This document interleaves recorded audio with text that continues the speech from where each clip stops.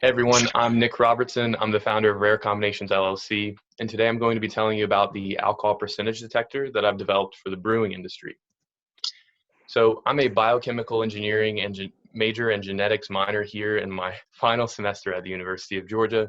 And a few of the things that led me to start this company and find this invention is first, 2 summers ago, I was working in a tissue engineering lab on a biological 3D printer, which gave me hands-on experience with, circuitry, coding, and rapid prototyping. And that same summer, I also happened to be brewing and selling kombucha as a hobby at the Oconee Farmers Market.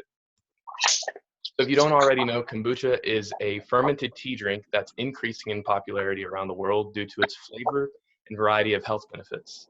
And business was going really well at the Oconee Farmers Market, so towards the end of the summer, I looked to move my product into stores around Athens. And unfortunately, the main barrier to entry that I faced was that any drink that you sell in stores must be at or below 0.5% alcohol content. And this is really difficult to do with kombucha because kombucha brews at around 0.5% or 1%. I did a little bit of research, and what I found is that this wasn't just a problem that I was having, this was a problem in the entire industry. So almost every single year, a small kombucha brewery was faced with another multi-million-dollar lawsuit for having too much alcohol in their kombucha. So what I sought to do is help out these small brewers start, and even the medium-sized brewers legally abide by that law by developing a piece of technology that's easy to use and affordable. And you can think of this technology as breathalyzing a liquid, essentially. You can see the original product up there that I have a patent pending on, and then over here I have the new 3D printed model. So this sort of shows the reason why this product is so important for this industry, and that's because the only in-house testing method kombucha brewers can use is a $20,000 piece of lab equipment.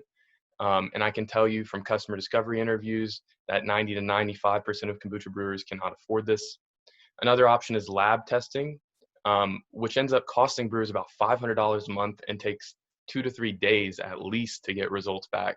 Whereas on the other hand, my device is only $1,000 and gives readings in 30 seconds. It's also really easy to use. So to give an idea of the markets that we're working with here, if you combine all of the revenue of kombucha and beer sales from last year, it was about $35 billion. If I sold one of my devices to everybody on the planet, it would be a revenue of about $41 million. However, of course, I only plan to sell to a small fraction of that.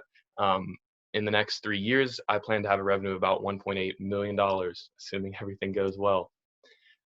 So on the topic of customer discovery, I went through the UGA I-Corps program. It's a National Science Foundation funded program.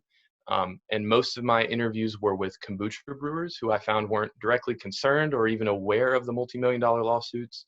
However, they were very aware and concerned of that 0.5% content limit like I was. And they were sick and tired of sending off these lab samples and paying so much every month. I also interviewed some bartenders. I don't think my product will fit there. However, when I interviewed beer brewers, I found that they were willing to pay even more for the product than I anticipated and had even more uses for it than I predicted. For example, finding sugar content in beer.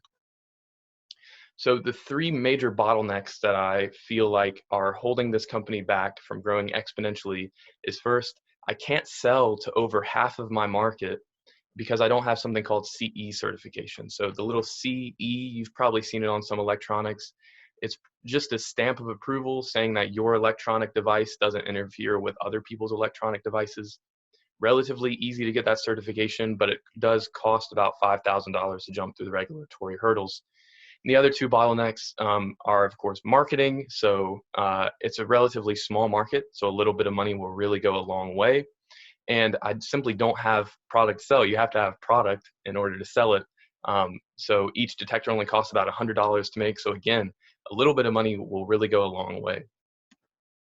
So again, the rest of this year, I plan to pursue that CE certification to open my market up. I want to expand the product line because the provisional patent that I have covers other devices that I think brewers will need in the future. Then I want to start looking at larger scale production, potentially bringing on employees for sales or marketing. And then finally, I want to connect with potential partners in the industry and potentially license out the patent so that another company could produce it even more affordably. So overall, I think this device and this company will really allow these small breweries to much more easily start up. Both kombucha and beer will allow them to start up, abide by the law, and make a higher quality product. So again, I've been Nick Robertson with Rare Combinations. Thank you for listening.